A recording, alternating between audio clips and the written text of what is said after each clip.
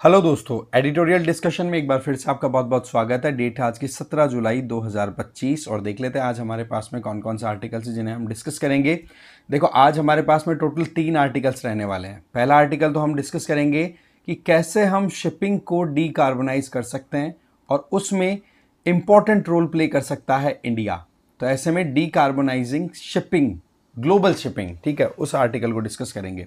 दूसरा आर्टिकल हम डिस्कस करेंगे टेक्टोनिक शिफ्ट। जिस तरीके से देखा जा रहा है, रिसेंटली दिल्ली में भूकंप के झटके महसूस किए गए, तो उसके लिए क्या हमारी तैयारी प्रॉपर है, क्या हम सिस्मिकली रेजिलियंट हैं, तो उससे रिलेटेड आर्टिकल है, बहुत ही अच्छा है। डिजास्टर मैनेजमेंट से रिलेटेड आर्टिकल एक। फिर हम बात करेंगे क्राइम अगेंस्ट वुमेन के बारे में। इसमें हम समझेंगे कि किस तरीके से निर्भया इंसिडेंट 2012 का हुआ था, उसके बाद में बहुत कड़क स्ट्रिंजेंट लॉज लेकर के हम आए, but still crime against women control में नहीं आ रहे हैं। तो ऐसे सिचुएशन में हमें क्या करने की ज़रूरत है, जानेंगे इसको। तो 3 आर्टिकल से, तीनों को देखते हैं वन बाय वन। पहला आर्टिकल है how is global shipping trying to decarbonise. Article को जीएस पेपर 3 के इस टॉपिक के साथ कनेक्ट कर सकते हैं। बात कुछ ऐसी है कि ग्लोबल शिपिंग का टारगेट ये चल रहा है कि हमारा जो कार्बन डाइऑक्साइड या कार्बन एमिशन है उसको हम नील कर देंगे 2040-50 तक आते आते।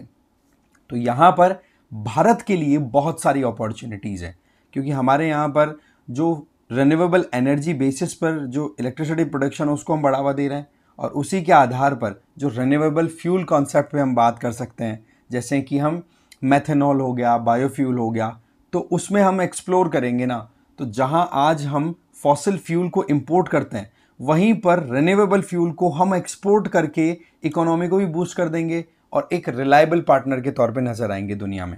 अभी क्या होता है, जो मर्चेंट शिप्स ही होता है ना, ये जहाज, इनमें very low sulphur fuel oil use होता है, जिसको हम VLSFO के नाम से अब आगे जानेंगे, या फिर डीजल यूज होता है, या फिर इसमें मीथेन गैस यूज होती है, जो कि लिक्विड फॉर्म में सिलेंडर्स में स्टोर रहती है, फिर उसका यूज किया जाता है एज अ फ्यूल। ठीक है, अब क्या है कि आज के टाइम पर अगर हम देखें तो जो दूसरे मेथड्स हैं, दूसरे फ्यूल्स हैं, जैसे LNG का हमारे पास में एक ऑप्शन अच्छा है, जो लिक्विफाइड नेचुरल गैस होती है, उस पे बेस्ड इंजन्स हमारे पास में हो सकते हैं और काम भी करें। तो शिप्स में बेनिफिट क्या आएगा उससे कि 5% की एफिशिएंसी आती है। और ऐसे में आप VLSFO से पहले तो LNG की तरफ लेके जाओ, एक ट्रांजिशनल मूव लेने के लिए, कि डायरेक्टली हम very low sulphur fuel oil से मूव नहीं कर सकते हैं रिन्यूएबल सोर्सेज की तरफ, हमें एक ट्रांजिशन लेना पड़ेगा। फिर उसके बाद में हम ट्रांजिशन ले सकते हैं ग्रीन अमोनिया की तरफ, ग्रीन या फिर ई मैथनॉल एंड बायोफ्यूल्स की तरफ। तो कुल मिलाकर के जो टारगेट है 2040-50 का, उसको अचीव करने के लिए हमें स्टेप बाय स्टेप सोचने की ज़रूरत है। पर हमें यहाँ पर कुछ एस्पेक्ट्स पर नज़र डालनी होगी कि सबसे पहले तो ये ग्रीन फ्यूल्स प्रोड्यूस कैसे होते हैं। देखो, एक प्रोसेस होता है इलेक्ट्रोलाइसिस, जहाँ पर आप इलेक्ट्रिसिटी का यूज़ करके और जो भी सोल्यूशन होता है उसको आप उसके मॉलिक्यूल या बेसिक्स में तोड़ दिया करते हैं।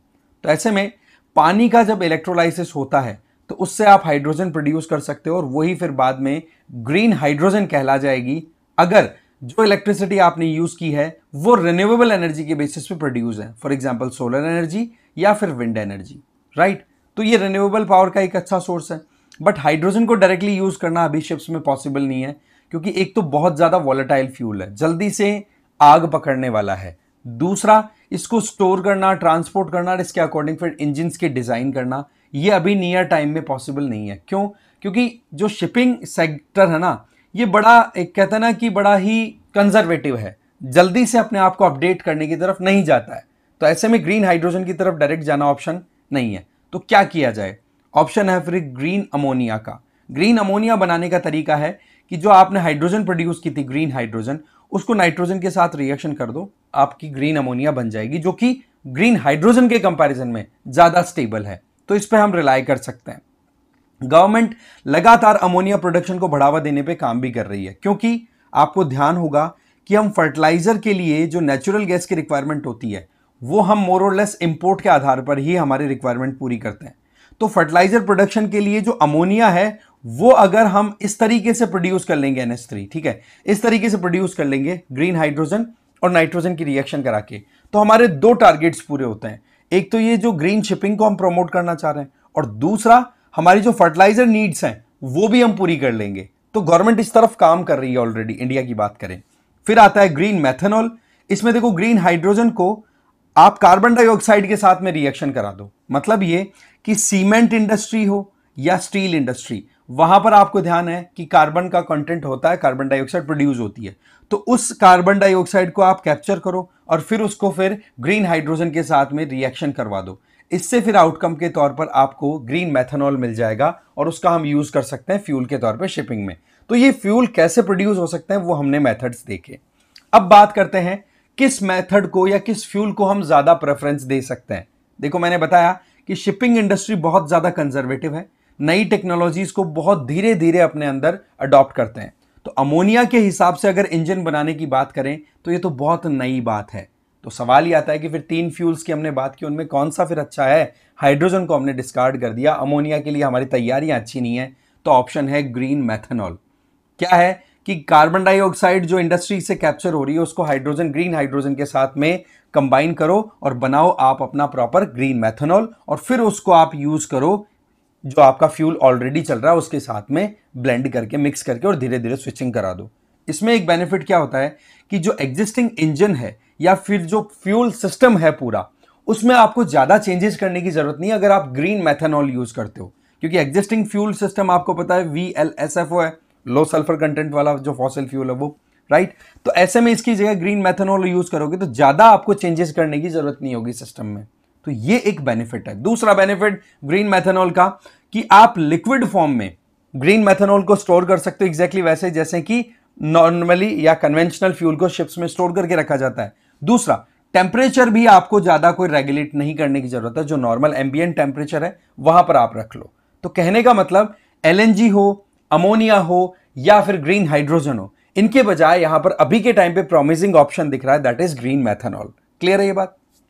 अब यहां पर देखो, आज के टाइम पे 360 के लगभग ऐसे शिप्स हैं जो कि मैथनॉल पे ऑपरेट कर रहे हैं, ठीक है। और आज के टाइम पे जो बड़ी कंटेनर शिपिंग कंपनीज हैं जैसे कि मारिस्क, CMA, GCM, CGM, एवरग्रीन, ये मैथनॉल को बहुत ज्यादा बैक कर रहे हैं, ये रिलाय भी कर रहे हैं, इनकी डिमांड भी है। तो क्यों ना हम 100% सस्टेनेबल ई मैथनॉल की तरफ जाएं, ठीक है, क्योंकि मैन्युफैक्चर करने में ज्यादा कोई इतना वो इशू आएगा नहीं। अभी के टाइम पर थोड़ा सा एक पॉइंट बनता है, that is related to cost. होता क्या है कि अगर एक शिप को अपना कंटेनर फिल करवाना है, जो भी अपना ऑयल फ्यूल का जो वो है टंकी, वो अगर पूरी करवानी है, तो VLSFO की रेट क्या पड़ती है, वो है पर टन $560। और वहीं पर ई मैथनॉल पे अगर जाते हैं तो उन लोगों को पे करना पड़ता है 1 टन का $1950। इसका मतलब बहुत ज्यादा कॉस्टली है। तो पॉइंट ये है कि इस कॉस्ट पे हमें काम करने की जरूरत है। अभी क्यों कॉस्ट है ज्यादा, उसके पीछे लॉजिक है। नंबर 1, एक तो रिन्यूएबल इलेक्ट्रिसिटी जो प्रोड्यूस हो रही है उसकी कॉस्टिंग ज्यादा है, चाहे सोलर एनर्जी हो या विंड एनर्जी हो। अभी भी उसकी कॉस्टिंग कन्वेंशनल जो हमारे पास में मेथड्स है इलेक्ट्रिसिटी जनरेशन के, उनके कंपैरिजन में थोड़ा महंगा पड़ रहा है। दूसरा कि शुरुआत में आप कोई प्लांट लगाते हो, बड़े बड़े इलेक्ट्रोलाइजर्स लगाने पड़ेंगे तब जाकर के आपका मैथनॉल प्रोड्यूस होगा। तो उसके लिए फिर आपको अप फ्रंट कॉस्ट, मतलब शुरुआत में प्लांट में पैसा बहुत लगाना पड़ता है। तो अभी इन्वेस्टमेंट भी इतना ज्यादा नहीं है, तो ऐसी परिस्थितियों में वो कॉस्टिंग थोड़ी ज्यादा गई।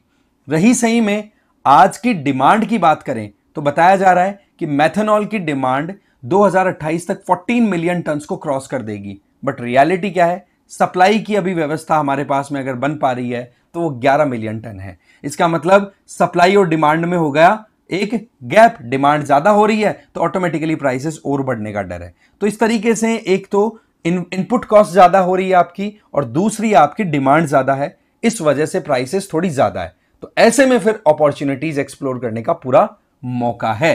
तो इंडिया ने देखो अपने आप को पहले ही कमिट कर रखा है कि हमारी जो डोमेस्टिक शिपिंग का कॉन्सेप्ट है ना, उस पे हम पूरा ग्रीन टेक्नोलॉजी लाने वाले हैं।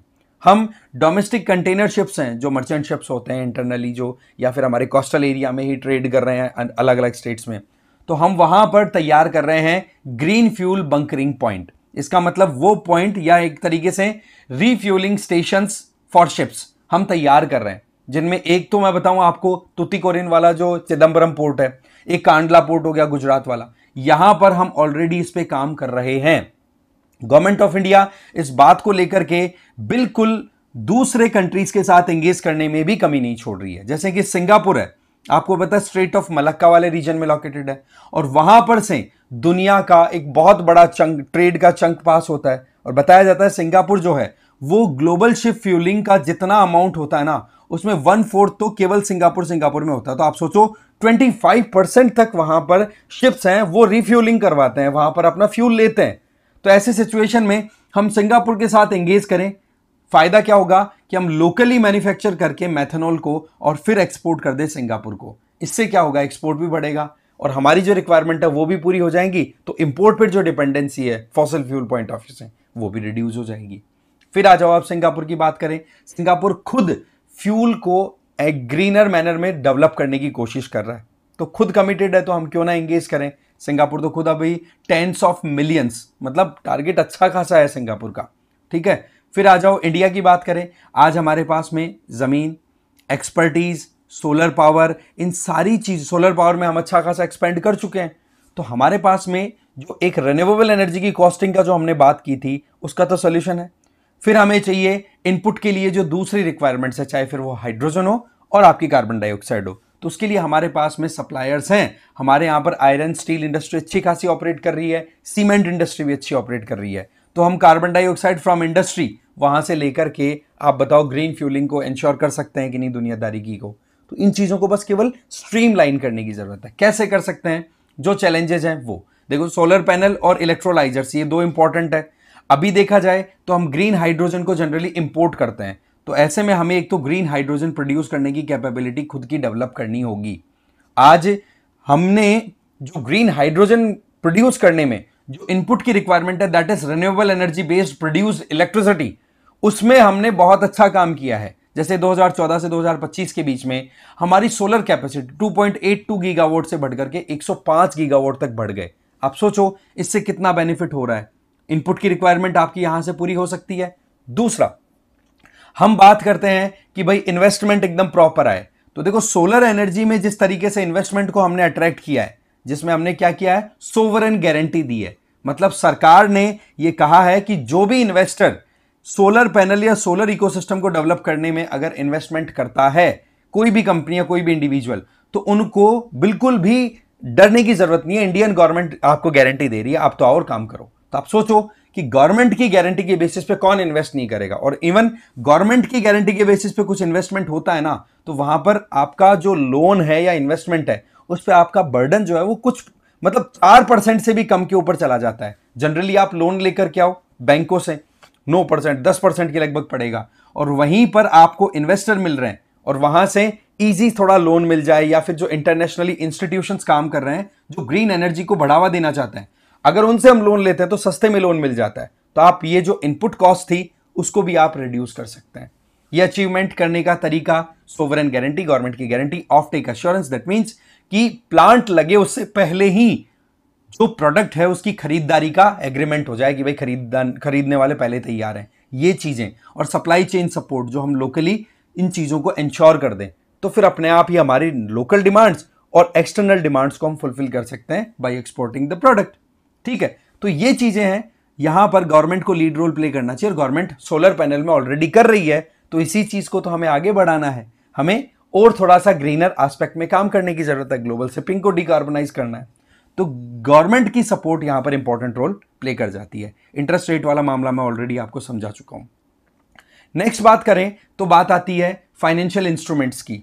जैसे कि आज के टाइम पे गवर्नमेंट की तरफ से प्रोडक्शन लिंक्ड इंसेंटिव स्कीम जो है वो लॉन्च की हुई है, जिसमें सीधी बात है कि आप इंडिया में मैन्युफैक्चरिंग को प्रमोट करते हैं तो आपको गवर्नमेंट सब्सिडी देगी, आपको टैक्सेशन में जो भी आपका टैरिफ लगता है उसमें रिलैक्सेशन दे देगी।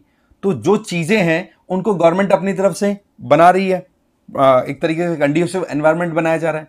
साथ ही साथ जो सप्लाई चेन में जो कमियां हैं उनको टैकल किया जाए। सबसे बड़ी इशू क्या है कि हम इंपोर्ट्स पे ज्यादा अगर डिपेंड करते हैं तो जियोपॉलिटिकल टेंशंस की वजह से वो इंपोर्ट हमारे रुकते हैं और हमारी जो मैन्युफैक्चरिंग कैपेबिलिटी है उस पर डेंट आता है। तो क्यों ना हम वैल्यू चेन को टेरिटोरियलाइज कर दें, इसका मतलब हम कोशिश करें कि हमारे आसपास में ही चीजें अवेलेबल हो जाए, राइट।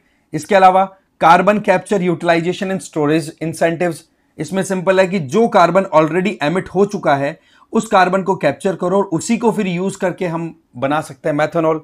तो क्यों ना हम एक तरीके से जो already high level of green house gases है एटमॉस्फेयर में उसको भी रिड्यूस करते चले जाएं। तो ये भी एक फिजिबल ऑप्शन के तौर पे दिखाई पड़ता है, हम ऐसे काम कर सकते हैं। इसके अलावा गवर्नमेंट ऑफ इंडिया एग्रेसिवली इस बात के ऊपर काम कर रही है कि हम लोकल इलेक्ट्रोलाइजर मेथड्स डेवलप करें या फिर हमारे प्लांट्स डेवलप करें, और टारगेट है हमारा 1.5 गीगावाट तक की डेवलपमेंट करना। और कार्बन जो हम कैप्चर करते हैं स्टील और सीमेंट इंडस्ट्री से, उसकी कैपेसिटी भी हम लगातार बढ़ाएं, जिससे कि जो एटमॉस्फेयर में फ्रीली कार्बन डाइऑक्साइड को रिलीज किया जाता है उसको हम फ्यूल मेकिंग में यूज कर लें। तो अब विन विन सिचुएशन हुई कि नहीं। साथ ही साथ पैसे की रिक्वायरमेंट हो तो मल्टीलैटरल डेवलपमेंट बैंक्स हैं, वो हर बार ये कहते हैं कि क्लाइमेट चेंज को टैकल करना है, सस्टेनेबिलिटी इंश्योर करनी है, तो उनसे अगर हम लोन लेंगे तो हमें सस्ते में मिल जाएगा, जैसे कि 4% की रेट पर। और वहीं पर डोमेस्टिक लेंडर से अगर आप लोन लोगे तो 10 से 11-12% तक आपको इंटरेस्ट देना पड़ेगा। तो आप इंटरनेशनली फिर अपनी ऑब्लिगेशन को भी पूरा करो, और उसके लिए कंड्यूसिव एनवायरनमेंट ऑलरेडी इंस्टीट्यूशंस ने बना रखी है। वर्ल्ड बैंक जाओ, एशियन इंफ्रास्ट्रक्चर डेवलपमेंट बैंक, वहां ले आओ, उनको बोलो कि भाई हम इस तरीके से प्रोजेक्ट्स पे काम कर रहे हैं। तो इन चीजों पे काम करने से सस्ते में काम होगा, अल्टीमेटली कॉस्ट रिड्यूस करना ही हमारा टारगेट था। फिर सवाल ये आता है कि कैसे इंडिया अपनी खुद की, कहते हैं ना कि शिप बिल्डिंग और शिप ऑनिंग पे काम कर सकता है। भाई आपको रिन्यूएबल एनर्जी और ग्रीन एनर्जी की तरफ आप मूव कर रहे हो, तो नए शिप्स जो मैन्युफैक्चर होंगे तो उस पर भी तो हम काम कर सकते हैं ना, फिर नई डिजाइन पे। तो देखो डिमांड साइड सपोर्ट तो ऑलरेडी है, हमें पता है डिमांड आ रही है, सप्लाई इवन शॉर्ट पड़ रही है। तो इसमें हम फॉरेन कॉर्पोरेशन जैसे सिंगापुर का एग्जांपल लिया, उसके साथ हम कर सकते हैं। साथ ही साथ जो ग्लोबल शिप बिल्डर्स हैं उनको भी हम बोल सकते हैं कि इंडिया में आओ, हमारे पास में देखो टेक्नोलॉजी है फ्यूल की, और ऐसे में आप हमारे यहां पर शिप मैन्युफैक्चर करो उस फ्यूल के बेसिस पर, जिससे कि आपके शिप्स और ज्यादा बिके। तो मेक इन इंडिया प्रोग्राम भी आप इंटीग्रेट करते चले जा रहे हैं, राइट। ऐसे में हम पार्टनरशिप कर सकते हैं साउथ कोरिया, जापान की जो शिप बिल्डर्स हैं उनके साथ में, है ना। हमें जरूरत है कि पुराने जो शिप्स हैं उनमें तो थोड़ा रेट्रोफिटिंग करें, उनको तो अपडेट किया जाए, और नए जो शिप बने वो ग्रीन फ्यूल कंपैटिबिलिटी के हिसाब से बने, राइट। तो ऐसे में इंडिया देखो 110 शिप परचेज करने वाला है आने वाले समय में, $10 बिलियन के पैसे की लागत पे, है ना, मोटा मोटा करेंगे, सपोर्ट प्रोवाइड कर रही है गवर्नमेंट की तरफ से। तो ऐसे में हम इन चीजों पर अगर काम करें तो डोमेस्टिक जो हमारी मैन्युफैक्चरिंग है वो भी बढ़ेगी, जॉब क्रिएशन भी होगी, और ग्लोबली एक ग्रीन लीडर के तौर पे इंडिया को देखा जाएगा, है ना। तो हम 10 से 20% गवर्नमेंट ने इनिशिएटिव ले रखा है कि हम ग्रीन फ्यूल कैपेबल शिप्स के ऊपर डेवलपमेंट पे काम कर रहे हैं, और उसमें 10 से 20% गवर्नमेंट इंसेंटिवाइज भी कर रही है। तो ये चीजें शो करती हैं कि गवर्नमेंट ऑफ इंडिया कितना सीरियस है। चलते हैं आगे। Tectonic shift in thinking to build seismic resilience, GS paper 3 के disaster and disaster management topic से आप कनेक्ट कर सकते हैं। ये आपको पता ही होगा, दिल्ली में अभी जुलाई मंथ में जिस तरीके से अर्थक्वेक अभी रिसेंटली 10 तारीख को आया था, आई गेस, यस 10 तारीख को, तो वो अपने आप में एक अलार्म है, उसको हमें इग्नोर नहीं करना चाहिए, ठीक है। National centre for seismology NCS के रिक्टर स्केल के आधार पर देखें तो ये 4.4 मैग्नीट्यूड का अर्थक्वेक था, जो कि मॉडरेट कैटेगरी में है। अगर यही 6-7 के ऊपर चला जाए तो खतरनाक हो सकता है। तो ऐसे सिचुएशन में हमें हमारी तैयारियां देखनी होगी। दिल्ली जहां पर 3.5 करोड़ से ज्यादा जनता रहती है, वहां पर अगर अर्थक्वेक का स्केल बढ़ गया तो आप सोचो कितना डिजास्टर हो सकता है, क्योंकि एक तो पॉपुलेशन डेंसिटी हजारों की संख्या में, 1 स्क्वायर किलोमीटर में लगभग 15,000 पहुंच गया होगा। 2011 सेंसस के अकॉर्डिंग तो 11,500 पीपल थे पर स्क्वायर किलोमीटर के हिसाब से, ये डेंसिटी थी दिल्ली की। अब शायद हो सकता 18,000 15,000 जितना भी है, नई सेंसस पे पता पड़ेगा ये। बट पॉइंट इज कि दिल्ली बहुत ज्यादा वल्नरेबल है अर्थक्वेक्स के लिए, क्योंकि एपिसेंटर जो था ना अभी जो आया था अर्थक्वेक, वो दिल्ली मेन सिटी से साउथ वेस्ट की तरफ आप देखोगे तो 20 किलोमीटर दूरी पर ही था। इससे ज्यादा प्रॉब्लम तो नहीं हुई। पर सच बात यह है कि हमारा दिल्ली का जो 80% इंफ्रास्ट्रक्चर है, दिल्ली का मतलब आप पूरी सिटीज को कंसिडर करके चलें, 80% ऐसी बिल्डिंग्स हैं जो कि 2000 के साल से पहले बनी हुई हैं, और वो बिल्कुल वल्नरेबल हैं। कहीं पर भी अगर बड़े झटके आ गए तो प्रॉब्लम में आ सकते हैं। जुलाई की बात करें तो सीरीज ऑफ अर्थक्वेक देखे गए, एशिया में भी देखा गया। मार्च 2025 में आप देखो म्यांमार और थाईलैंड वाला कितना डिजास्टर आई थी। और इसमें बड़ी इंटरेस्टिंग चीज मॉनिटर करने वाली क्या थी, ऑब्जर्व करने वाली, कि थाईलैंड में जो अर्थक्वेक आया उससे इतनी ज्यादा फैटेलिटीज नहीं हुई जितनी कि म्यांमार में हुई। तो थाईलैंड ने ऐसा कैसे क्या कर रखा था भाई। थाईलैंड की प्रिपरेशन अच्छी थी, बिल्डिंग कोड्स हैं वो सिस्मिसिटी को ध्यान रखते हुए की हुई थी। आज के टाइम की जो रिक्वायरमेंट है अपनी खुद के डिजास्टर्स को रिड्यूस करने की, उसके हिसाब से थाईलैंड ने तैयारियां कर रखी है। वहीं म्यांमार दूसरी तरफ सिविल वॉर में उलझा हुआ पड़ा है, ना कोई प्रॉपर प्लानिंग है, ना कोई प्रॉपर मेंटेनेंस है, तो वहां पर ज्यादा खतरा देखा गया। सिमिलर मैनर में इसी 2000 जुलाई महीने में ही तिब्बत और ग्रीस वाले रीजन में भी वहां पर अर्थक्वेक देखे गए। ये बात ठीक है कि तिब्बत वाले का तो असर हमें सिक्किम में देखने को मिला, ग्रीस बहुत दूर है, बट वहीं पर ये जो टेक्टोनिक प्लेट्स का पूरा सर्कल है, पूरा मैकेनिज्म है, वो एक दूसरे से कनेक्टेड है और लगातार मूवमेंट्स अर्थक्वेक के बेसिस पर हम मॉनिटर कर पा रहे हैं। तो अर्जेंसी है भाई कि हम इन actively operating tectonically activated plates के हिसाब से खुद की तैयारियां रखें। हमें सिस्मिकली रेजिलियंट बनना होगा। इसका मतलब कि कोई अर्थक्वेक आ जाए तो हम सरवाइव कर जाएं भाई, ठीक है। हमारे लिए तो पॉइंट सीधा है कि इंडियन प्लेट है वो यूरेशियन प्लेट में लगातार सबडक्ट कर रही है और इसकी रेट है 4 से 5 सेंटीमीटर पर ईयर के हिसाब से, और इसी के नतीजतन हमें हिमालयास की बनावट भी दिखाई पड़ रही है। बट पॉइंट इज हिमालयास पूरा का पूरा आपको ध्यान है कि सिस्मिकली बहुत ज्यादा वल्नरेबल है, ग्रेट हिमालयन अर्थक्वेक्स के नाम से हम जिसको जानते हैं। और इसी रीजन में हमारे देश के नॉर्दर्न रीजन में ही 30 करोड़ से ज्यादा लोग रहते हैं जो सीधे वल्नरेबल हैं, चाहे फिर वो नॉर्थ इंडिया की बात करें हम, और नेपाल भूटान को भी चाहे आप ऐड कर दो। अब दिल्ली है ना, ये सिस्मिक जोन 4th में आता है, इसका मतलब हाई रिस्क कैटेगरी में है। अब आप सोचो कि यहां पर अगर अर्थक्वेक आता है तो उसका पीक ग्राउंड एक्सेलरेशन, मतलब जब सिस्मिक वेव्स रिलीज होती हैं, एनर्जी रिलीज होती है, तो जो वाइब्रेशन है वो आप देखो 0.24 G stands for gravitational acceleration, that is 9.8 metre per second square. तो आप यहां पर देखो कि ये हाई रेंज में आ गया। ऐसे में ये हमारे लिए बिल्कुल आई ओपनर स्टैंड होना चाहिए जो 10 जुलाई को हुआ कि अर्थक्वेक के छोटे से झटके आए, हमें तैयारी करनी होगी, ठीक है। आप देखो 3.5 करोड़ के लगभग लोग रहते हैं दिल्ली में, 5000 से ज्यादा ऊंची ऊंची बिल्डिंग्स हैं, और ज्यादातर बिल्डिंग्स के साथ प्रॉब्लम क्या है कि ब्यूरो ऑफ इंडियन स्टैंडर्ड के द्वारा जो IS 1893 क्लॉज 2016 कोड जो है बिल्डिंग कोड, उनके मैंडेट्स को प्रॉपर्ली फॉलो नहीं किया गया है। और ये चीजें हमें समझनी होगी कि दीवारों की क्या क्वालिटी है, बिल्डिंग कितनी ज्यादा डक्टाइल है, ये हम चेक करें तो पता पड़े कि हमारे स्टैंडर्ड्स में ही हम फुलफिल नहीं कर पा रहे हैं। याद करो 2001 का भुज का अर्थक्वेक, 20,000 से ज्यादा लोगों की डेथ हुई थी, 7.7 मैग्नीट्यूड का अर्थक्वेक था। नेपाल का 2015 का अर्थक्वेक 7.8 मैग्नीट्यूड का था। ये सीधा इशारा कर रहे हैं क्या हम उतने डिजास्टर का ही वेट कर रहे हैं। दिल्ली की बात करें तो इंडिया के सिस्मिक जोन 4th में आता है, बाकी हमारे यहां पर सिस्मिक जोन 2nd से लेके 5th के स्पैनिंग देखने को मिल सकती है, जिसमें हमारा नॉर्थ ईस्ट तो बहुत ज्यादा वल्नरेबल है अर्थक्वेक्स के हिसाब से, जो जोन 5th में आता है। वहां पर जो पीक, ये जो ग्राउंड एक्सेलरेशन फैक्टर है दैट इज 0.36 जी, इससे भी ज्यादा। इसकी वजह से आप देखो हमारा मणिपुर, नागालैंड, मिजोरम बहुत ज्यादा वल्नरेबल है। म्यांमार में जो अर्थक्वेक आया था अभी रिसेंट, उसके वाइब्रेशंस हमने नॉर्थ ईस्ट में भी झेले थे, और उसी का अगर हम देखें तो वहां पर भी हमें प्रिपरेशन देखनी होगी। यहां पर सबसे ज्यादा डेवलप्ड सिटी कोई है तो दैट इज गुवाहाटी, तो गुवाहाटी की प्लानिंग हमें अच्छे से करनी होगी। और सबसे बड़ी प्रॉब्लम क्या है, दिल्ली हो गई या गुवाहाटी या हमारी जो मेजर सिटीज हैं, ये रिवर्स के बैंक पे बनी हुई है, रिवर किनारे पे, और वो सॉइल है ना वो इतनी ज्यादा कंसोलिडेटेड नहीं है। वहां पर अगर हल्का सा वाइब्रेशन ढंग से हो गया ना तो मान के चलो कि वो नीचे की मिट्टी है वो लिक्विफाई होकर के फ्लो कर जाएगी, मूव कर जाएगी, और मूव करते हैं ऊपर की स्ट्रक्चर पूरी की पूरी कोलैप्स कर जाएगी। ये डर रहता है हमेशा। अंडमान निकोबार की बात भी करें तो ये सिस्मिक जोन 5 में है, वहां पर हमारे डर बना रहता है सुनामी का, 2004 में जिस तरीके से सुनामी आई थी। तो ऐसे में हमारी तैयारियां ऐसी हो कि भाई हम सरवाइव कर सके। तिब्बत में अर्थक्वेक आया था मई 12 2025 को ही, वो हमने सिक्किम तक फील किया था, ठीक है। तो ये सीधे सीधे सिग्नल्स हैं। ग्रीस का अर्थक्वेक 6.2 मैग्नीट्यूड का था, वो बात सच है, ग्रीस बहुत दूर है, हमारे ऊपर इंपैक्ट नहीं आता, बट सच्चाई क्या है कि ये इवेंट्स हमारी आंखें खोले कम से कम।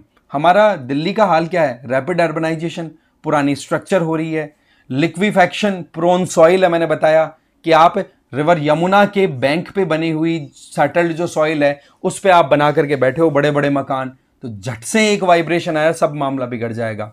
एनसीएस की रियल टाइम मॉनिटरिंग की बात करें तो सबसे बड़ी प्रॉब्लम क्या है, थाईलैंड में एक पॉइंट मैं बताना भूल गया था, थाईलैंड में क्यों ज्यादा डिजास्टर प्रॉब्लम नहीं कर पाया, क्योंकि वहां पर जैसे ही वार्निंग अलर्ट इशू कर दिया गया था, लोग एकदम सेफ जोन में पहुंच गए थे, क्योंकि बिल्डिंग और उनकी जो डिजाइन है सिटीज की वो उस हिसाब से है।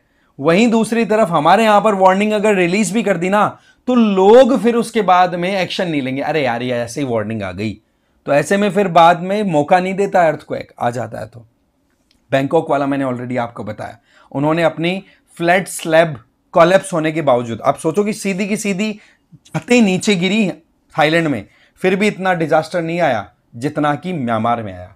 तो हमें म्यांमार से सीख लेना चाहिए कि वो उन्होंने नहीं की तैयारी तो क्या गड़बड़ उन्होंने फेस की। तो ग्लोबल सिस्मिक कंटेक्स्ट की अगर बात करें तो अर्जेंसी की ये माहौल है, ग्रीस अर्थक्वेक भी हमारा आई ओपनर है।